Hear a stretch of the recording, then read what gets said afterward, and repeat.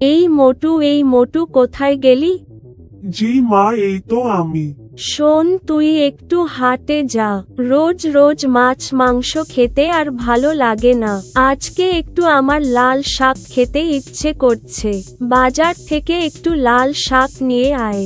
আচ্ছা মা, তাহলে এক্ষুনি যাচ্ছি। পাতলু পাতলু, তুমি কোথায় গেলে? কি হয়েছে মোটু? শোনো পাতলু আমার ভাই, আমার সাথে একটু বাজারে যেতে হবে। মার জন্য বাজার থেকে লাল শাক কিনে আনতে হবে। মোটু তাহলে চলো। মোটু পাতলু বাজারে যায়। মোটু পাতলু বাজার থেকে লাল শাক কিনে রাস্তা দিয়ে যাচ্ছিল। পথের ধারে ছিল এক শেওড়া গাছ। সেই শেওড়া গাছে বসেছিল এক শাকচুন্নি পেত্নী।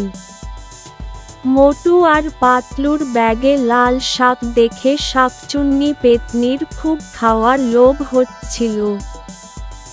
শাকচুন্নি তাদের পিছু করল।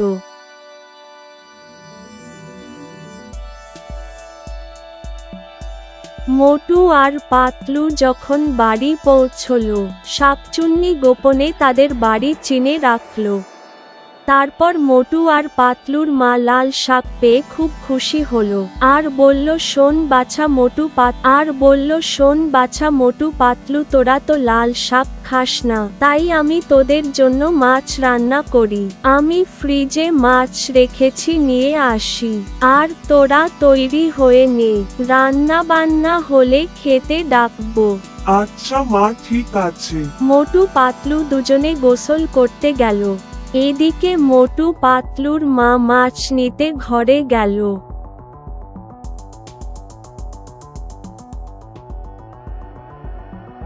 ঠিক তখনই শাকচুন্নি মোটু আর পাতলুর নানির রূপ ধরল।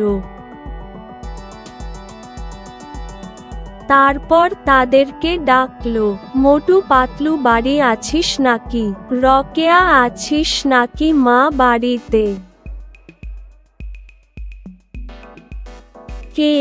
ওরে মা এসেছে তো। মোটু পাতলুকে তো দেখতে পাচ্ছি না, তারা কোথায় গেছে? মোটু পাতলু গোসল করতে গেছে মা। তো আমার জন্য ঘর থেকে এক গ্লাস ঠান্ডা পানি আনতো দেখি, আমি খুব তৃষ্ণার্ত। আচ্ছা মা, এক্ষুনি আনছি। যেই মোটু আর পাতলুর মা ঘরে পানি আনতে গেল,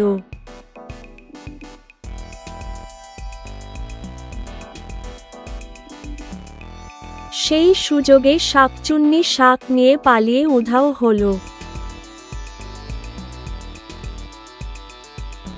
মা এসে দেখে মোটু আর পাতলুর নানি নেই। তারপর দেখে সেখানে লাল শাক নেই। হায় আল্লাহ, কি কাণ্ড! লাল শাকও নেই, আবার মানুষও নেই। মোটু পাতলু, তোরা কোথায়? কি হয়েছে মা? একটু আগে তোদের নানি এখানে এসেছিল, পানি খেতে চেয়েছিল, আর আমি ঘরে পানি আনতে গেলাম, এসে দেখি তোর নানিও নেই, লাল শাকও নেই। কি অদ্ভুত কাণ্ড! এটা কোনো আবার তো শাকচুন্নির কাজ তো নয়। কি জানি বাপু, কিছু বুঝতে পারলাম না। আচ্ছা, বাদ দাও মা, আবার আমরা কালকে বাজার থেকে লাল শাক কিনে এনে দেব। পরদিন মোটু আর পাতলু আবার বাজার থেকে লাল শাক কিনতে গেল। শাকচুন্নি আবার তাদের পিছু করল।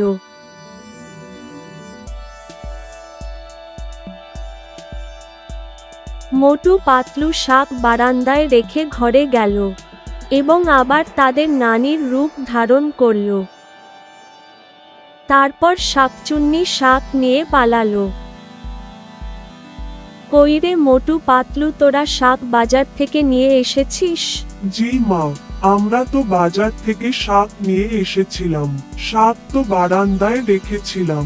অবাক কাণ্ড, শাক কোথায়? না, না মোটু, আমার খুব সন্দেহ হচ্ছে এটা মানুষের কাজ নয়, এটা নিশ্চয়ই শাকচুন্নির কাজ। তাহলে কি করব পাতলু আমার ভাই? বুদ্ধি আছে, কালকে আবার আমরা বাজার থেকে শাক কিনে আনবো, তারপর বারান্দায় রেখে দিব। আমরা সবাই লুকিয়ে থেকে দেখব কে শাক নিয়ে যায়। তারপর আবার তারা বাজার থেকে শাক নিয়ে আসে।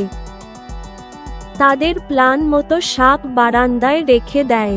মোটু আর পাতলু ও তার মা শাক পাহারা দেয়। তারপর শাকচুন্নি তাদের বাড়ি আসে।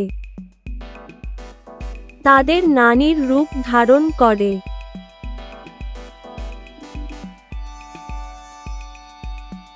শাক নিয়ে পালিয়ে যায়। আমি বলেছিলাম না মোটু, এটা শাকচুন্নি ছাড়া কারো কাজ হতে পারে না। আমার কথা সত্যি হলো। তাই তো, তোমার কথাই সত্যি হলো। এখন কি করব পাতলু আমার ভাই? মোটু চলো সলেমন কবিরাজের কাছে যাই, ওখানে গেলে একটা সমাধান হবে। মোটু আর পাতলু সলেমন কবিরাজের কাছে গেল। সব ঘটনা খুলে বলল। শোনো মোটু পাতলু, আমাকে তোমাদের বাসায় যেতে হবে। সেখানে তোমাদের বাড়িতে দোয়া ও দরুদ দিয়ে বেঁধে দিতে হবে, তাহলে শাকচুন্নি তোমাদের বাড়িতে যেতে পারবে না।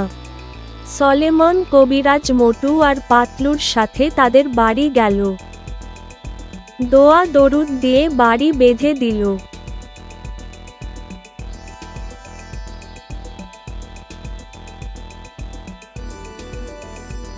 সলেমন কবিরাজ বাড়ি বেঁধে দিয়ে চলে গেল। শাকচুন্নি মোটু আর পাতলুর বাড়িতে শাক চুরি করতে গেলে আগুন দেখে ভয়ে পালিয়ে যায়। আর এই এলাকা ছেড়ে চলে যায়।